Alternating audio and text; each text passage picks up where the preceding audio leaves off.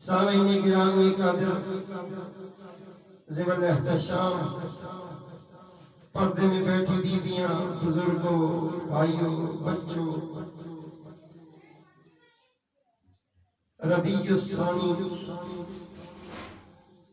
پیران پیر دستگیر محبوب سبحانی شہباز لاوکانی حسنی و حسینی پیر عبدالقادر شاہ جیلانی و گیلانی کا مائے مقدس بڑی 11ویں شریف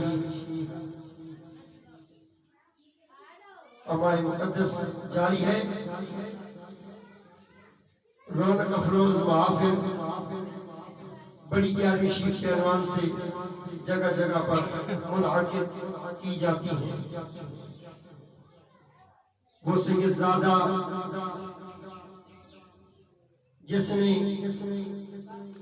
جن کا نسب حسن مصنع سے شروع ہوتا ہے،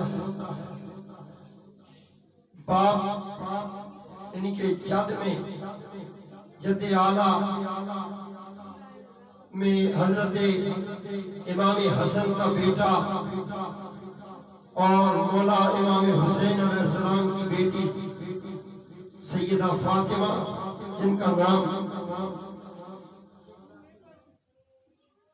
آپ کے نسب کی اصل یہ ہے کہ آپ حسنی حسینی سید زادے ہیں، اور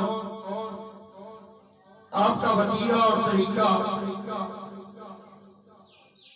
زندگی کا ایک ہی تھا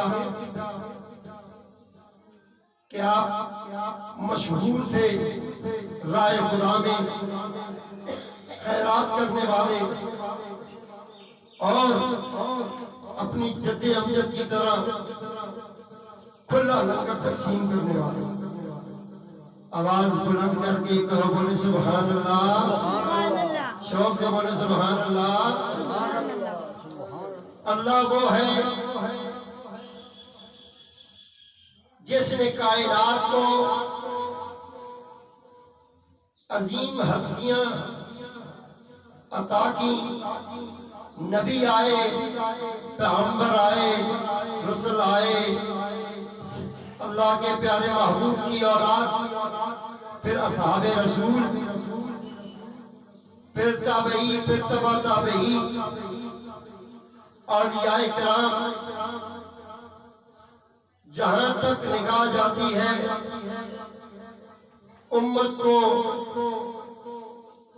رائے حق دکھانے کے لیے اللہ نے کبھی امت کا دامن خالی نہیں چھوڑا۔ اللہ تعالیٰ بڑا کریم ہے کہ جو انسان کو بیماری بعد میں بھیجتا ہے، پہلے اس کا علاج بھیج دیا کرتا ہے۔ بولے سبحان اللہ، اونچی آواز سے بولے سبحان اللہ۔ تو یہ بیماریاں، پریشانیاں، مصیبتیں، انسان کتنا ہی بلند حوصلے والا ہو، کبھی دل تھوڑا ہو جاتا ہے، کبھی گھبرا جاتا ہے۔ ویسے میں اللہ کا قرآن اسے پیغام دیتا ہے۔ رب تعالیٰ نے قرآن کریم فرقان حمید میں ارشاد فرمایا وَلَا تَهِنُوا وَلَا تَحْزَنُوا وَأَنْتُمُ الْأَعْلَوْنَ إِن كُنتُم مُّؤْمِنِينَ۔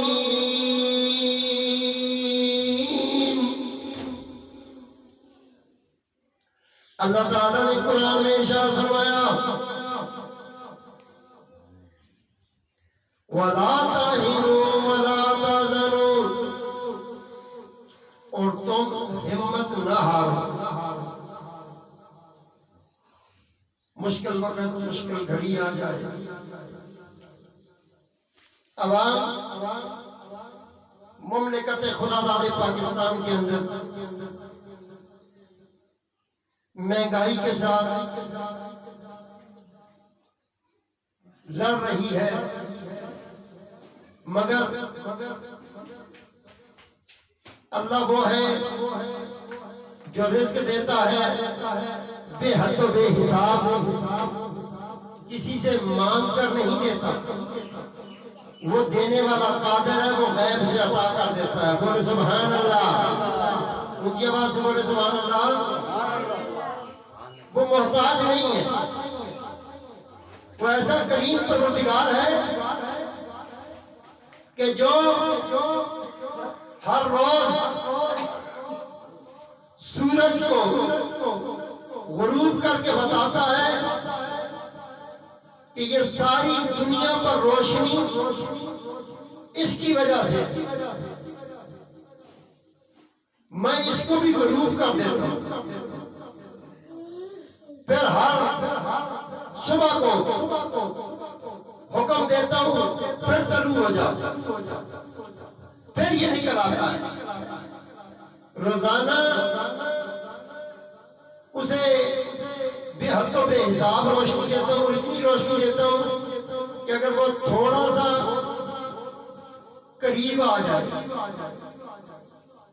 انسان کے قریب آ جائے، تو ہم لوگ دعاؤں پہ آ جاتے ہیں، مناجات پہ آ جاتے ہیں، یا رب کائنات تو بڑا کریم رب ہے، تو بڑا غفار ہے، تو رحیم ہے، ہم اس کی گرمی برداشت نہیں کر سکتے۔ وہ اتنی شدت ہوتی ہے، اس کی تپش ہوتی ہے گرمی، لیکن روشنی بند کمروں میں بھی، کوچوں محلوں میں بھی، گلیوں میں بھی، بازاروں میں بھی، شہروں ملکوں میں، جہاں جہاں بھی روشنی جاتی ہے، ایک سورج کی روشنی جاتی ہے۔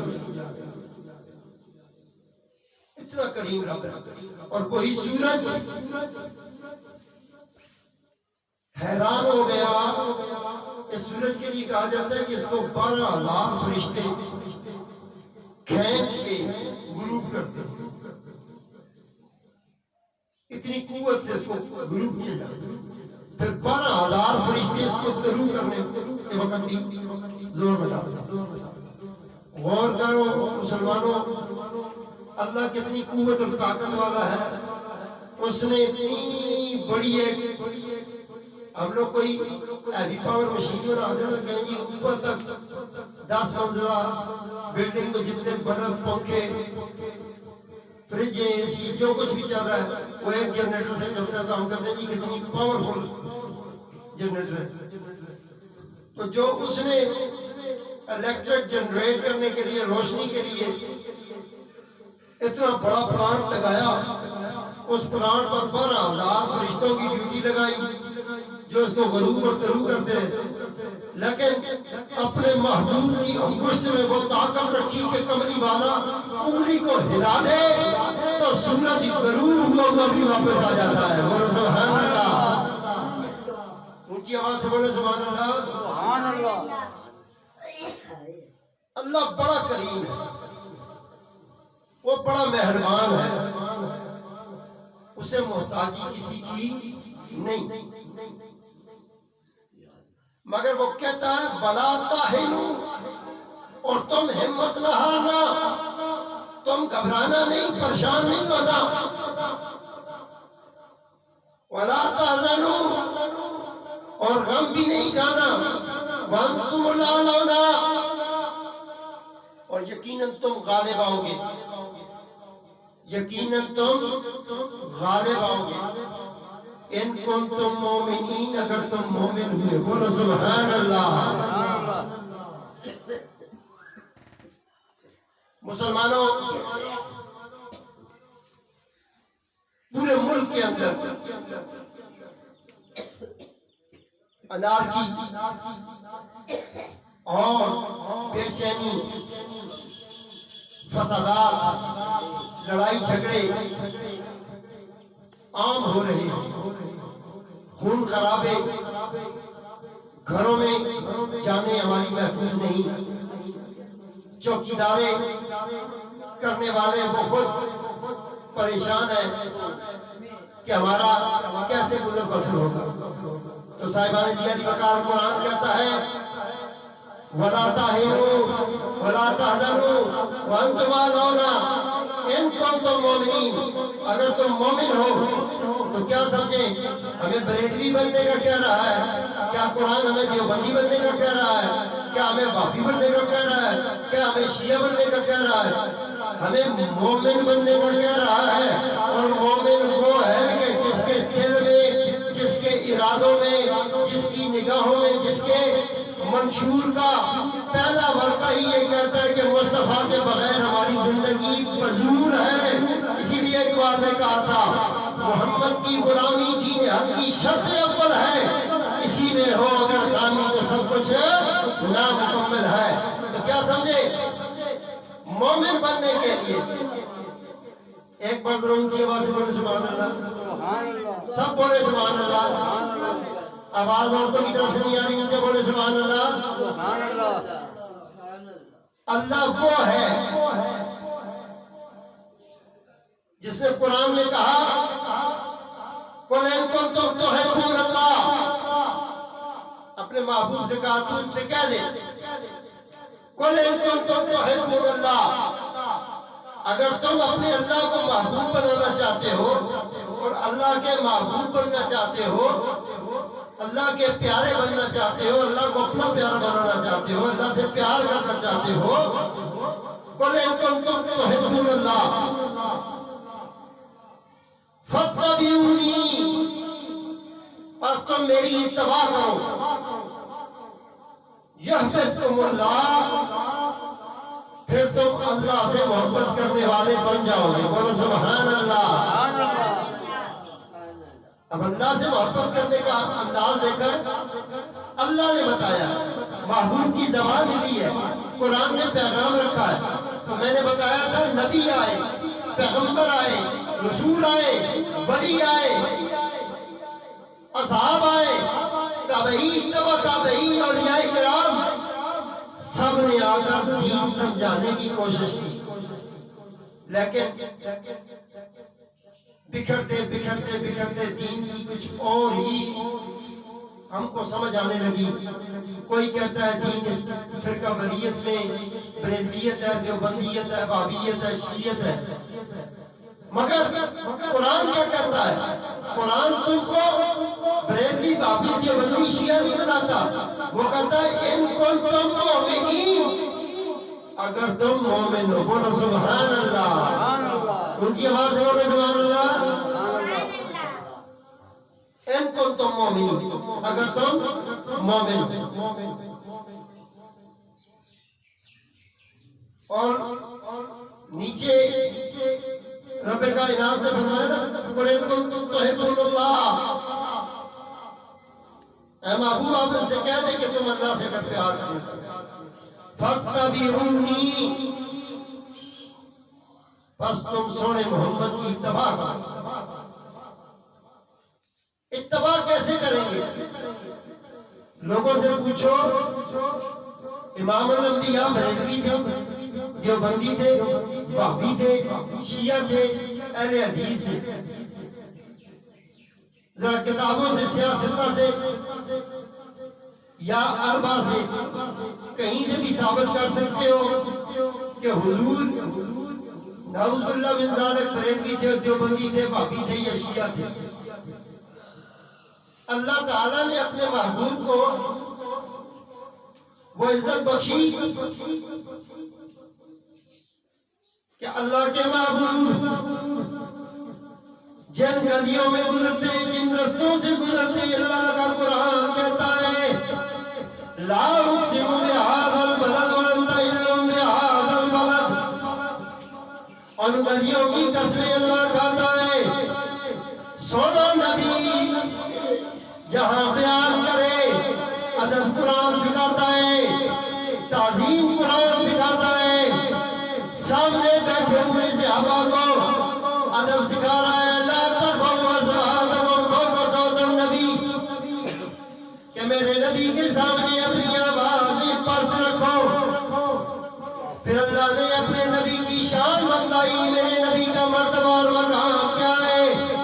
رب کا قرآن کہتا ہے نبی کا مقام ربک فترضی، اللہ اپنے محبوب کو راضی کرنا چاہتا ہے، تو اللہ کو راضی کرنا چاہتا ہے، اللہ اپنے نبی کو راضی کرنا چاہتا ہے۔ اونچی آواز سے بولو سبحان اللہ، سب کی آواز ہے، بولو سبحان اللہ۔ آپ اور ہم اللہ کو راضی کرنا چاہتے ہیں، مگر اللہ اپنے نبی کو راضی کرنا چاہتا ہے۔ تو نبی کو راضی کرنے کا کیا طریقہ ہے؟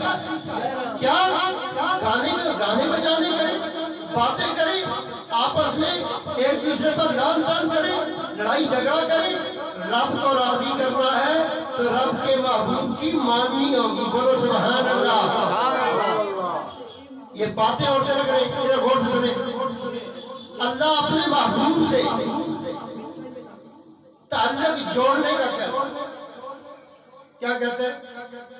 میرے محبوب سے تعلق جوڑو، اور کتنا تعلق جوڑو؟ رب نے فرمایا یہ یاد رکھنا، تمہیں خیرات دائیں بائیں سے نہیں ملے گی۔ 4 سمتیں آپ کے سامنے، مشرق مغرب شمال جنوب، مشرق مغرب شمال جنوب۔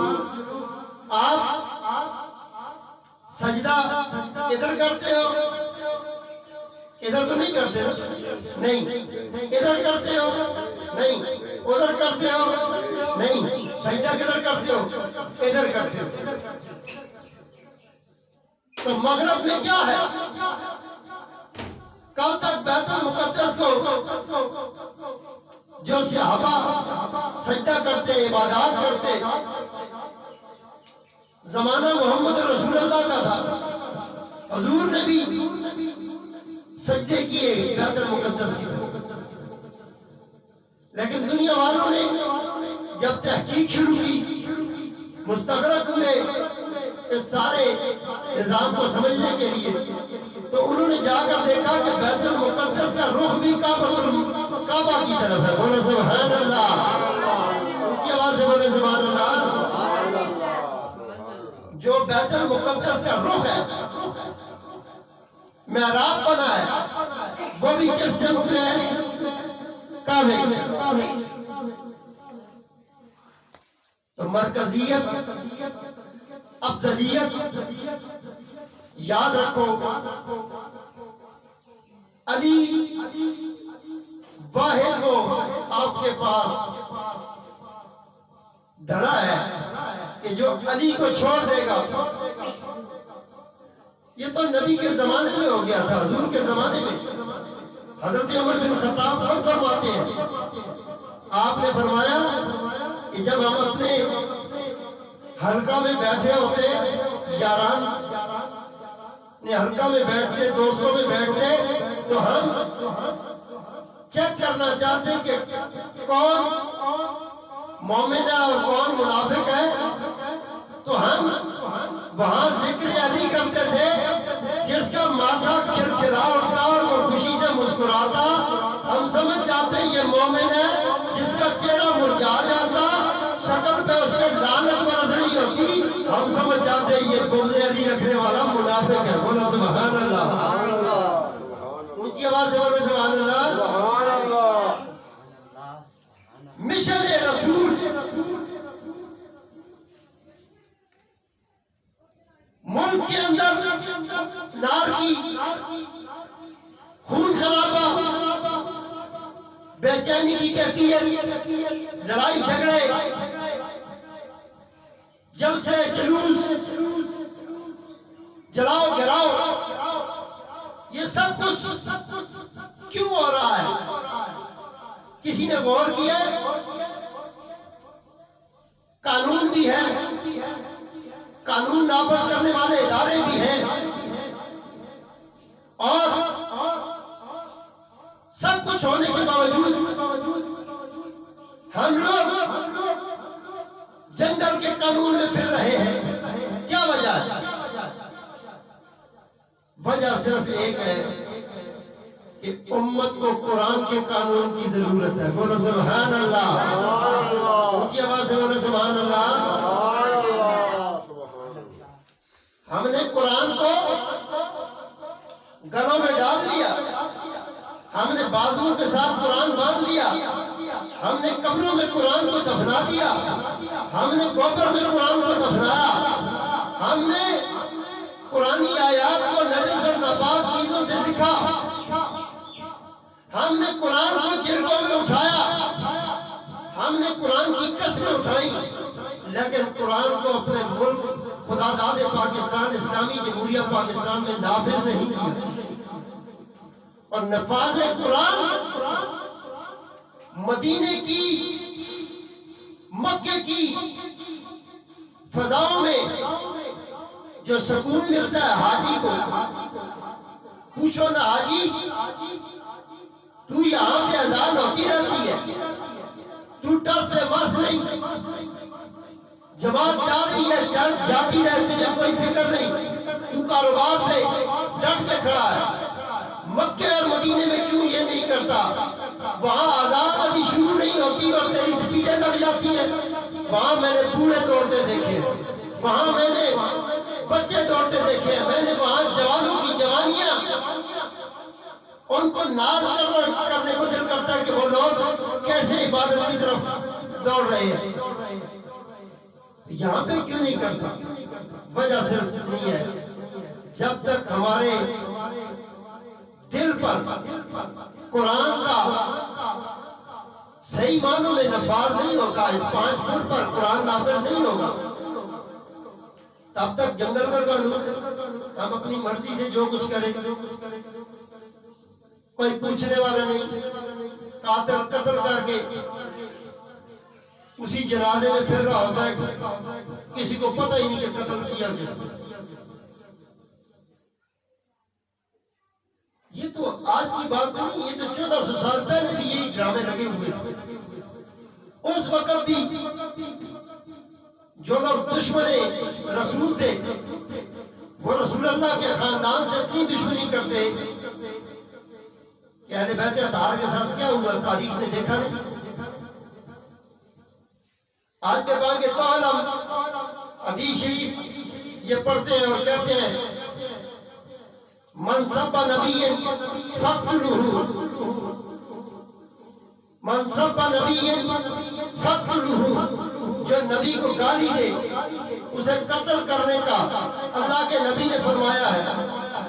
تو ایمان والو یہ حدیث شریف سونے نبی کی یہ بھی ہے، من سب علی، جو علی کو گالی دے، فقط سبنی، اس نے مجھے گالی دی۔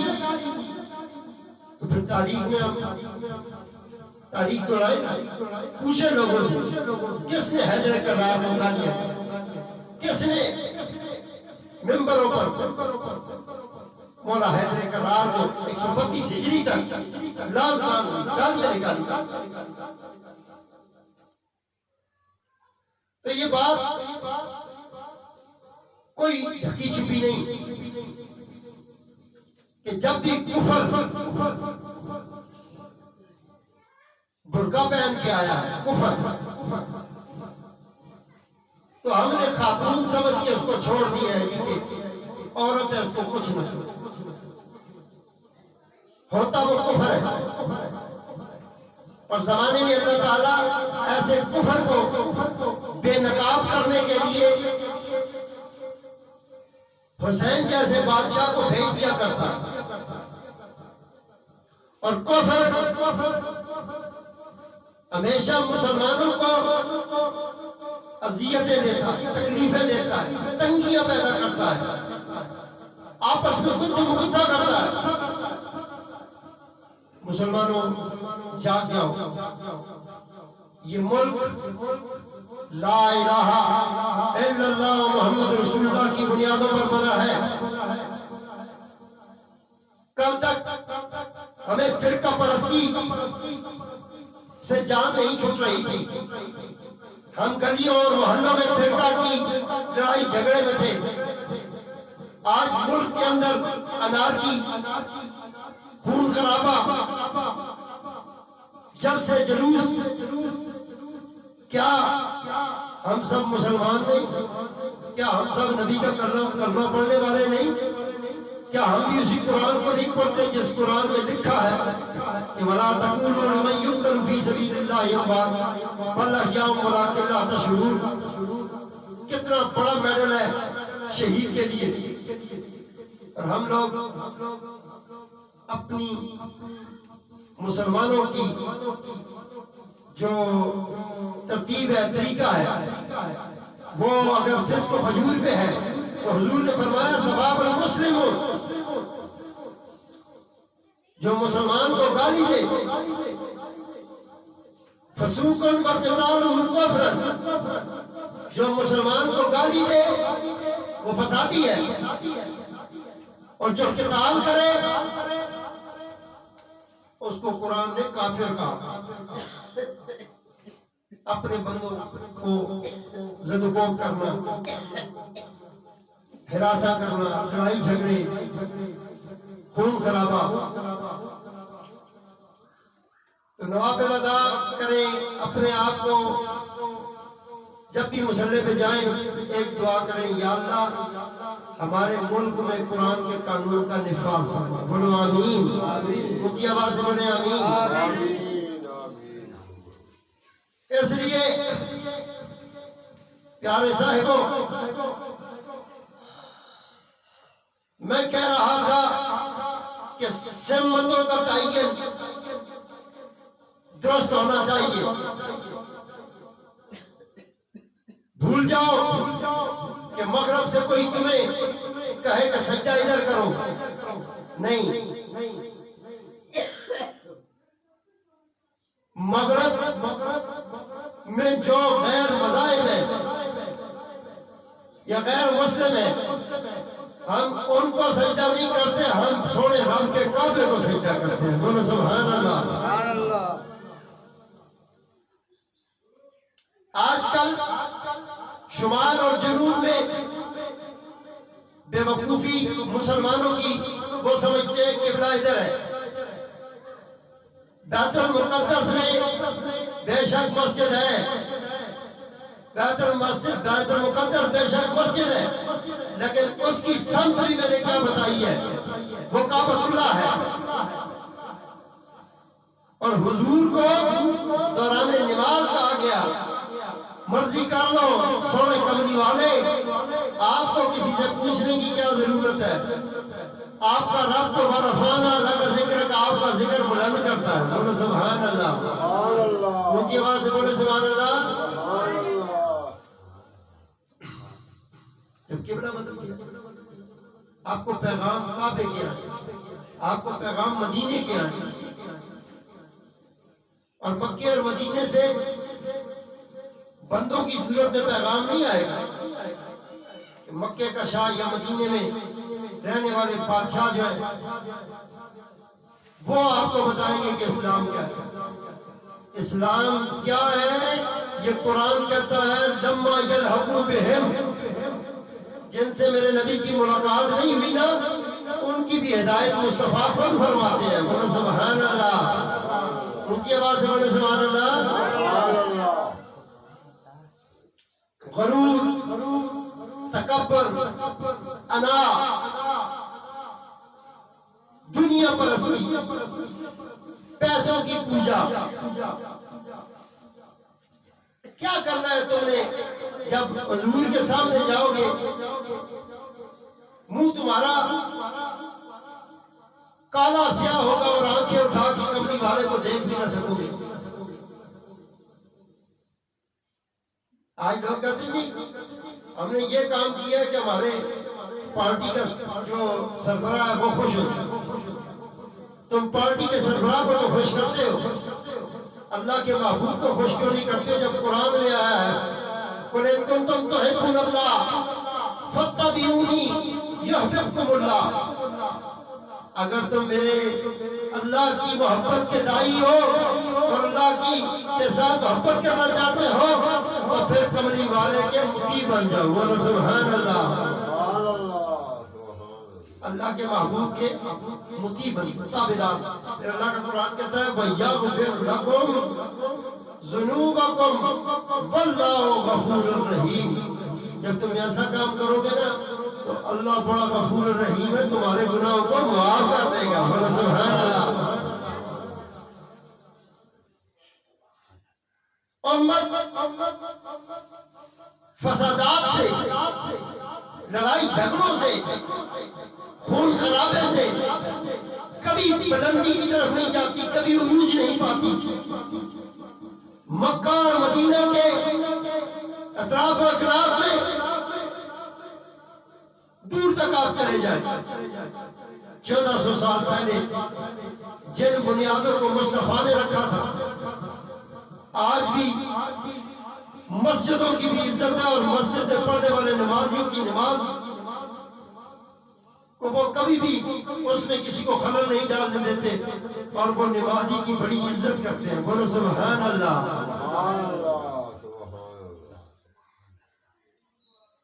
تو وقت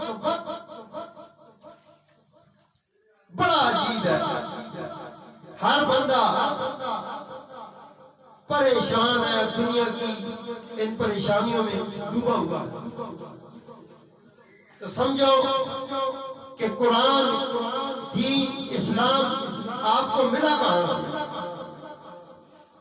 کیا آپ کو اسلام دنیا والوں نے کسی نے دیا ہے؟ دنیا داروں نے دیا ہے؟ بڑا افسوسناک مرحلہ ہے کہ ہم لوگ دنیا میں گم ہیں، دنیا میں خدا کے خوف سے ہٹے ہوئے۔ ایک بار درود و سلام پڑھیں، صلی اللہ نبی